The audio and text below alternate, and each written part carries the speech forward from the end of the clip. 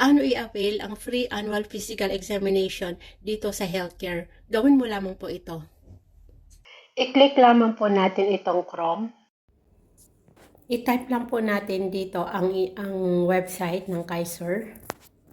So, ito na po, lumabas siya. Click po natin. Login lang po tayo. Ito po.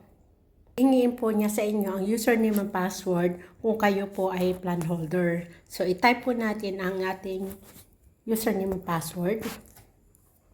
Pagdating mo po dito, i-click mo lamang po itong schedule o schedule annual physical examination. Click lang po natin ito. Click lamang po natin. Then, hihingin po niya sa inyo kung anong location ang gusto nyong puntahan. So, ilagay lang po natin Nueva Ecija.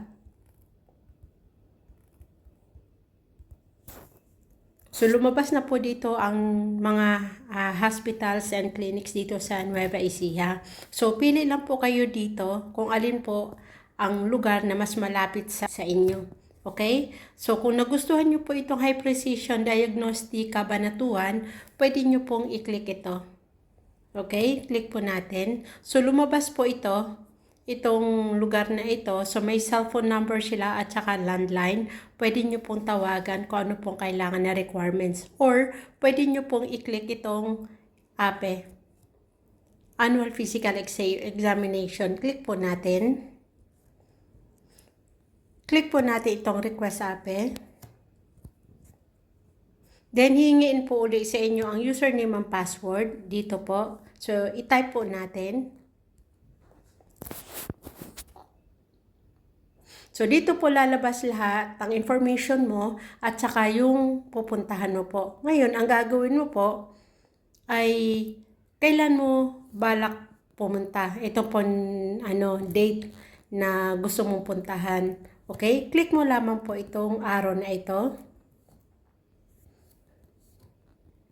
Then, click ka po sa date na kung kailan mo po gustong magpa-check up. So, gawin po natin July 5.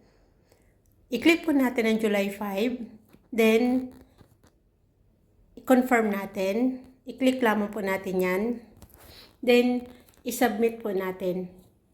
I-email po sa inyo ang hospitals na yan na natanggap nila ang inyong request. Ngayon, ano po ang gagawin sa inyo? Ito po lahat yun. Ito po yung free na gagawin po sa inyo. So, ang requirements lang po, kailangan active ang account niyo at saka na-kompleto nyo po yung 12 months. Pero kung kayo po ay abroad, may special consideration po. Okay? So, yun lamang po. Salamat! Kung nagustuhan mo po ang video na ito, i-share mo lang po ito at para makarating din po sa iba at magamit din po nila.